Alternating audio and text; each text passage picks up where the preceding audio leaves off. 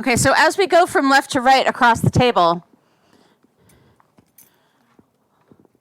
there are a lot of things changing, but one of them, I would say the most important one, is that we are increasing the number of protons.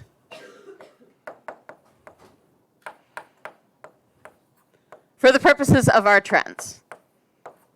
Okay. So we're increasing the number of protons. What effect is that having on the forces of attraction? As we get more protons, what happens to the forces of attraction between the protons and the valence electrons? Yeah, it gets stronger, okay? So are we changing the number of energy levels as we go from left to right across a period? No.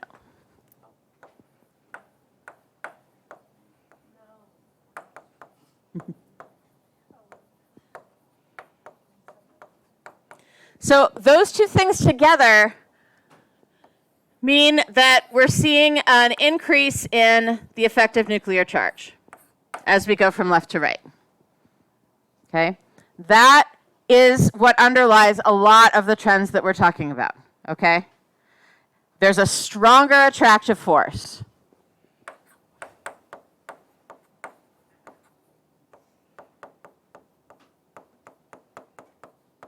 Oops. Between the nucleus and the valence electrons. That is the reason why we see the changes that we see in atomic radius, in ionization energy, in electronegativity, in electron affinity. All of those things come from this. Okay? Think about how that stronger attractive force underlies each of those things. Why would a stronger attractive force affect our atomic radius? How is atomic radius going to change as we go from left to right? And what does that have to do with the force?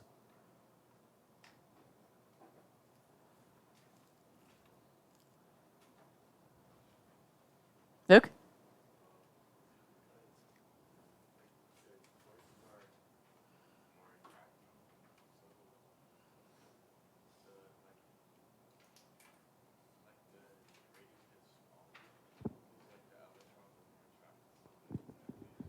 Yeah, the stronger force of attraction pulls these outer electrons in tighter.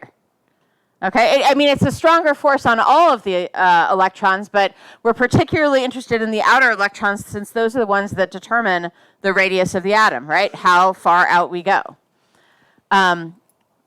So we have stronger attractive force, which gives us the smaller radius because we're pulling harder on those outer electrons. They're going to shrink in closer to the nucleus because of that stronger attractive force. What is the trend in ionization energy, and how is that affected by this force?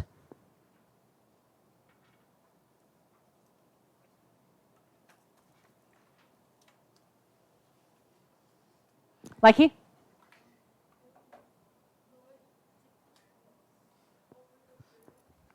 Say that a little louder, sorry. Yes, it's going to get stronger as we go from left to right. Why?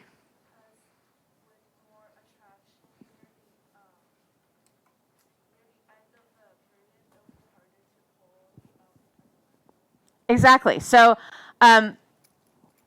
the stronger the attractive force, the harder it is to yank off one of those electrons, the more energy it's going to take. And so the ionization energy is going to get higher when we have a stronger attractive force. What's the trend in electronegativity, and what does that have to do with the forces?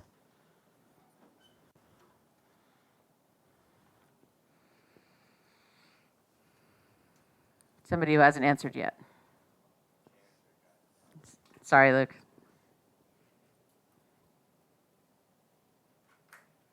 I can pull cards.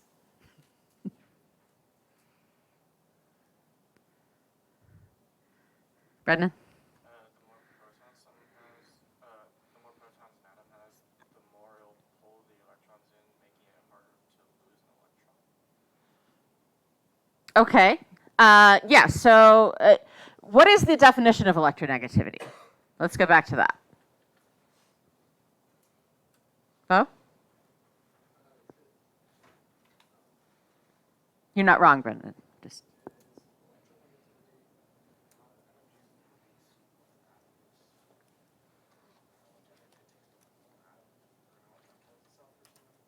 that is electron affinity. So electron affinity is the one that is the opposite of ionization energy. It has to do with energy released when an electron is added to an atom. Okay? Electronegativity is the strength of the attraction for electrons in a bond. Okay? So the more protons you have, the more electrons will be attracted to the nucleus, and the stronger that force of attraction will be.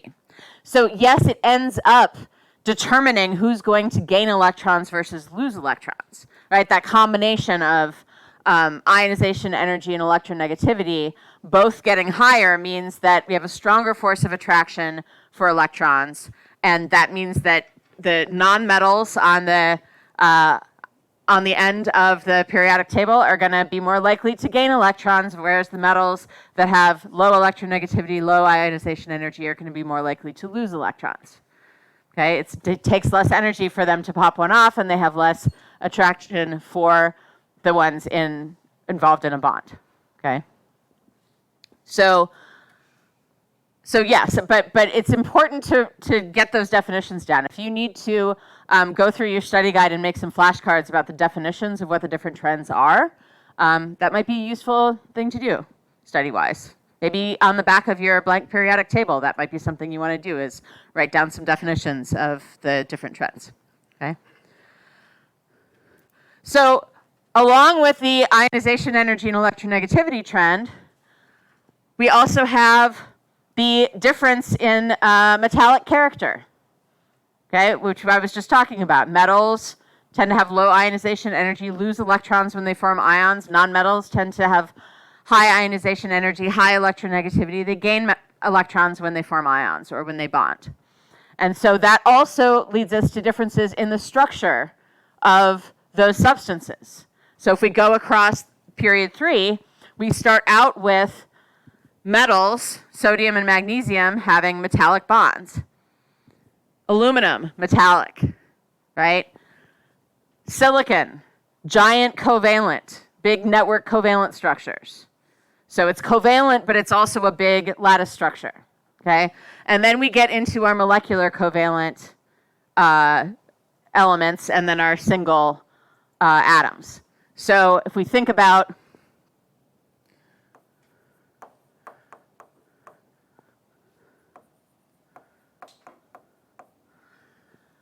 the beginning of period 3 in particular, starts off with our metals. Then we get our giant covalent structures, carbon, silicon. And then we have our molecular covalent.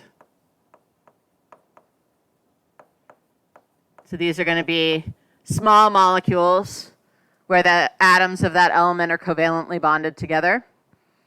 Can be a variety of numbers here depending on which element we're talking about. Of course, the group 17s are all diatomic. Phosphorus and sulfur, typically 4 and 8, but they vary. And then finally at the end, we have our single atoms. Why do we have single atoms here in group 18? There's no electronegativity. Why? Howdy? They have a full octet, okay? They are not interested in gaining or losing electrons.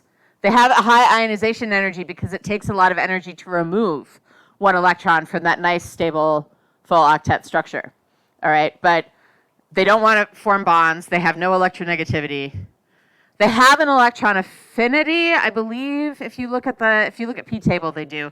But yeah, so all of this stronger attractive force affects all of those things, all of those trends that we've been talking about. And this trend, in terms of the kind of structures they form, is also going to inform the melting points It's going to inform the types of oxides that they form, and thus the basicity and acidity of the oxides.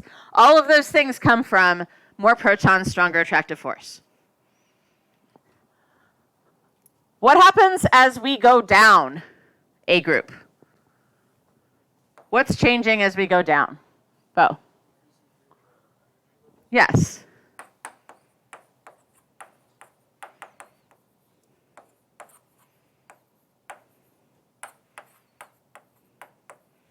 What is that doing to the force of attraction? Shane? Yeah.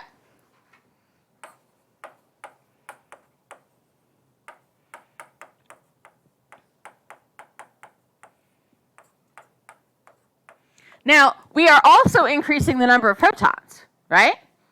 As we go down. However, that change in the total nuclear charge is balanced by the increased number of energy levels, the increased amount of shielding. So we end up with overall, as we go down, a weaker attractive force between the protons and the valence electrons. We have a bigger distance and we have more shielding. Okay? And that underlies all of the trends going down a group as well. That stronger attractive force. Except for atomic radius, weaker attractive force. Atomic radius, it sort of underlies that in that there's less attraction for those outer electrons. They're not pulled as tightly, but it has more to do with the fact that we have more energy levels, right? But ionization energy decreases, electronegativity decreases as we go down because there's a weaker attractive force. The melting point of the metals, right, are going to decrease because we're going to see a weaker attraction between the sea of delocalized electrons and the nuclei of the positive ions in a metallic structure. Okay. Does this make sense? Okay. So that brings us to some questions. I'm jumping around. This is in the question bank packet. Nobody had any requests, at least yet, for the Pearson book packet. So this is number 9A. It is asking, why does silicon have a smaller atomic radius than aluminum? Well, if we look at the periodic table, silicon is right next to aluminum in the same period, but why does silicon have a smaller atomic radius? Huh? Yeah, increased nuclear charge. Okay, we've got one more proton, and that is enough for it to pull more strongly on those outer valence electrons and to see a detectable decrease in the atomic radius, right?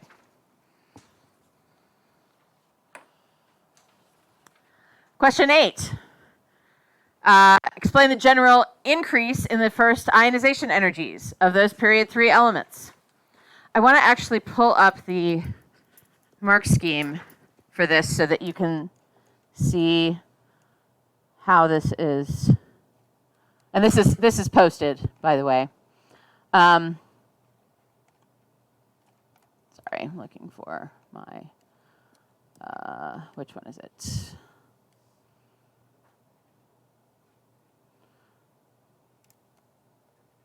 Okay, so you'll notice that there are 2 points on this question. Pay attention to that on the paper 2 questions or paper 3 questions, because that will tell you how many things you have to say in order to get all the points. If it's a calculation, that's different. Usually there'll be some breakdown of the part, like setting up the calculation gets a point, getting the right answer gets a point, or something like that. But for these kinds of descriptive questions, they're looking for you to say 2 things here. All right? So the first point that you would get would be by saying something about the increasing number of protons or the increasing nuclear charge, which is the same thing. Okay?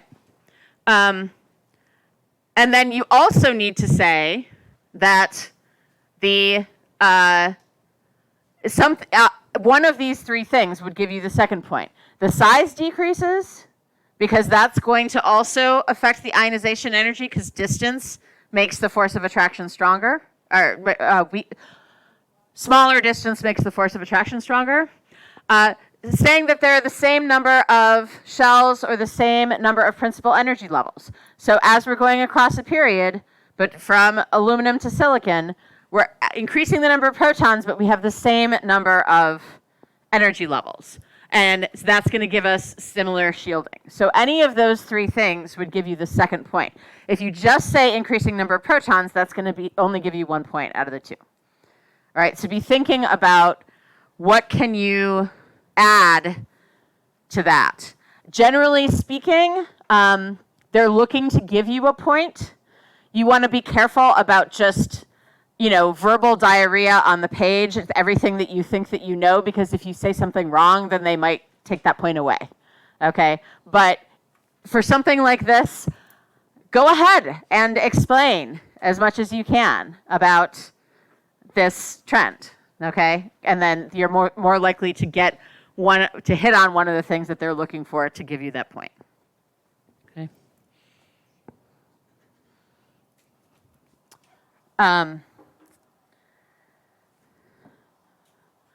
Okay, and then electronegativity.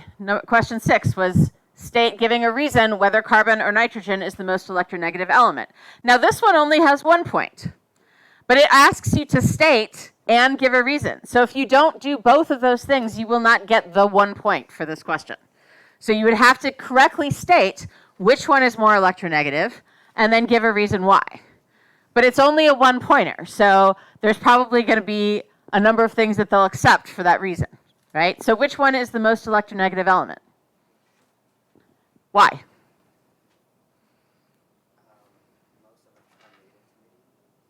Right, so it's the most electronegative element, nitrogen is. Why is nitrogen more electronegative than carbon? Yeah. Has more protons, all right? It's got a bigger nuclear charge. So if we go up to number 6 here. Notice that for each of these, for the point, it has to say nitrogen and larger number of protons, larger nuclear charge, larger effective nuclear charge. Any of those things would be acceptable. Or you could say nitrogen and it has a smaller atomic radius, which would also, because the outer electrons are closer, would also give it a higher electronegativity. All right, these things all kind of tie in with each other. Yeah? Yeah. Yeah. Yeah, that's maybe most doesn't, I mean, the most is going to be fluorine, but that's not one of your options. Yeah. Yeah?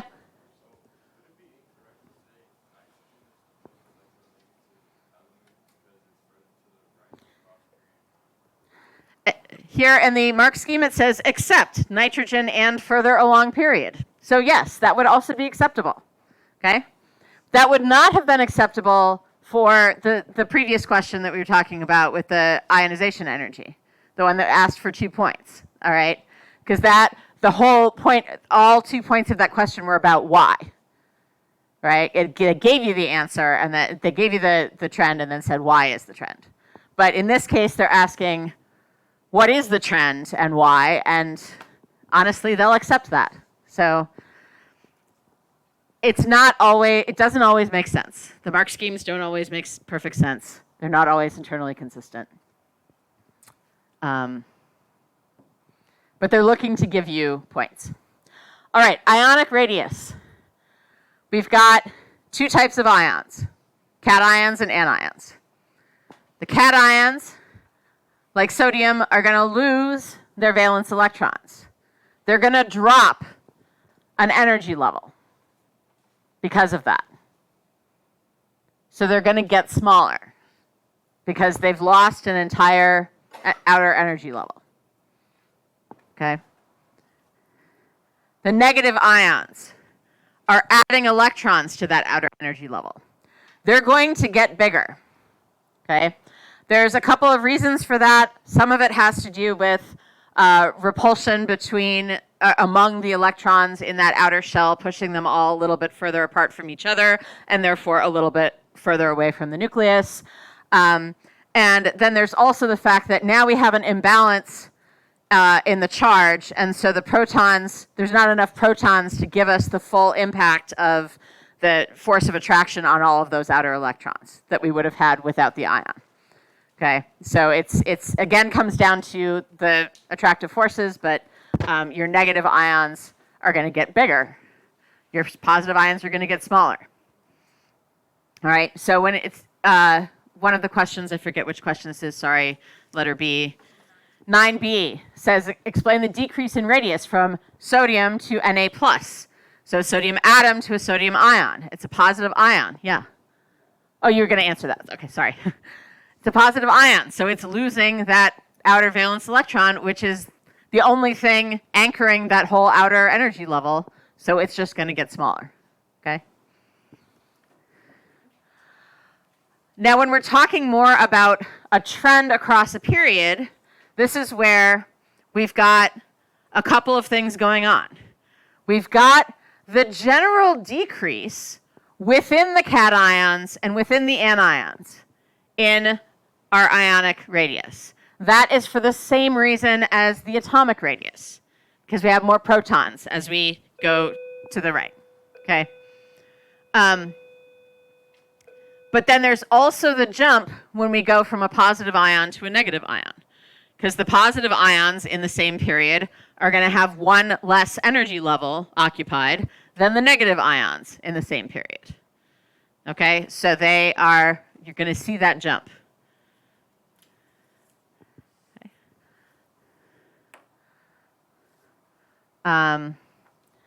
So the atomic radius is decreasing, that's the gray in this picture, regardless of what ion type is formed. But when they form ions, all the positive ions are going to be smaller than the neutral atom. All the negative ions are going to be bigger than the neutral atom. But then within the positive ions, we're going to see that decrease in ionic radius the same way we see a decrease in the atomic radius. Same thing within the anions. Okay.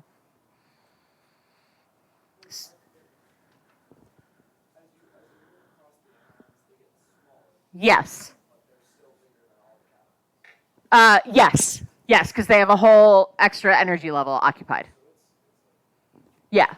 So it goes down, and then we have a big jump, and then it goes down again. Okay. Yeah.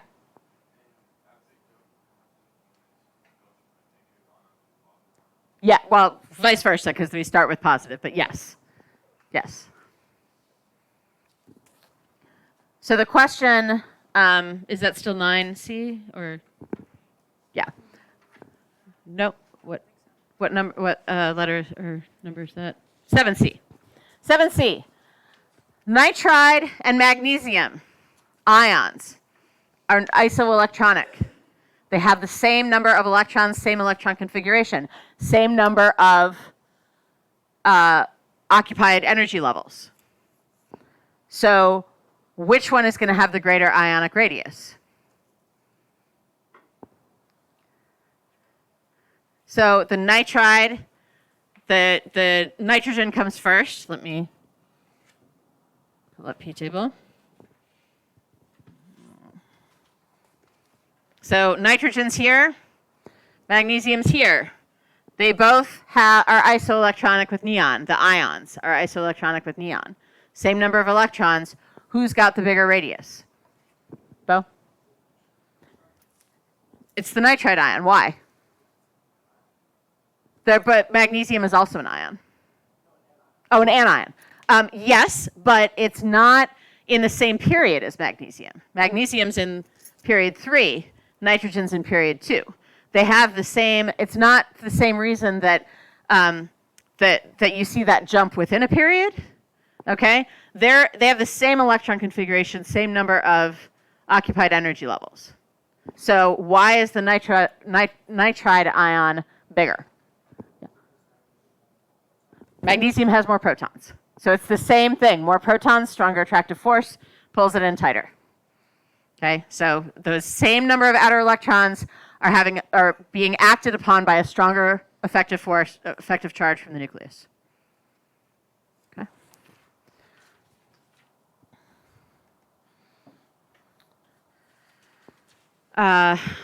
This is in the slides. This is all the ions that are isoelectronic with neon. And you can see that the aluminum is the smallest, the 3+, magnesium, then sodium, and then fluorine, which is the -1 charge, oxygen, and then the oxide ion, and then the nitride ion is actually the biggest out of those isoelectronics. That may not be helpful to you. If it's not, don't worry about it. Okay, the oxides.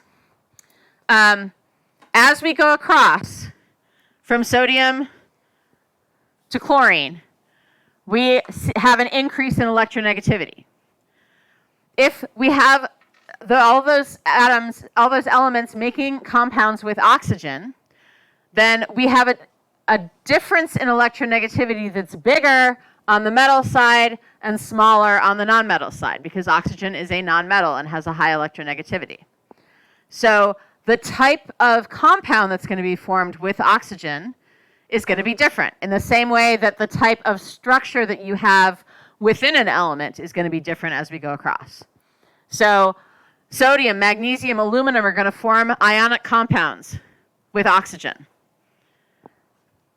Silicon is going to form a giant covalent compound, where basically it's very similar to silicon by itself, that tetrahedral structure, except we're slotting in some oxygens in between.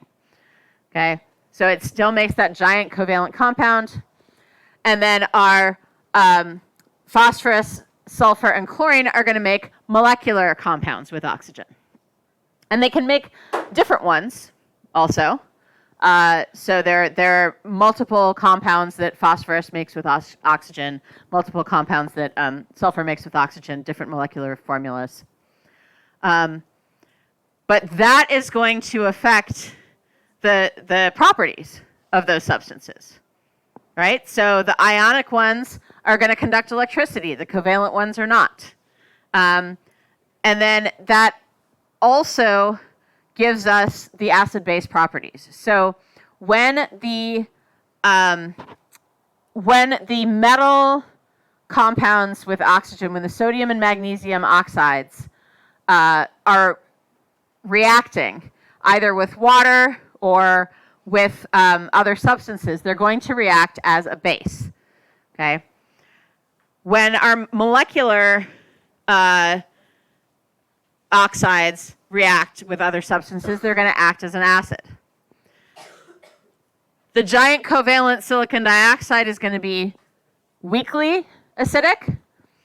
And aluminum, this is really the only one that you have to really memorize.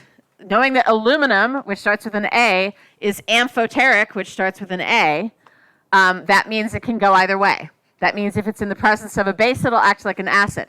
If it's in the presence of an acid, it'll act like a base. Okay?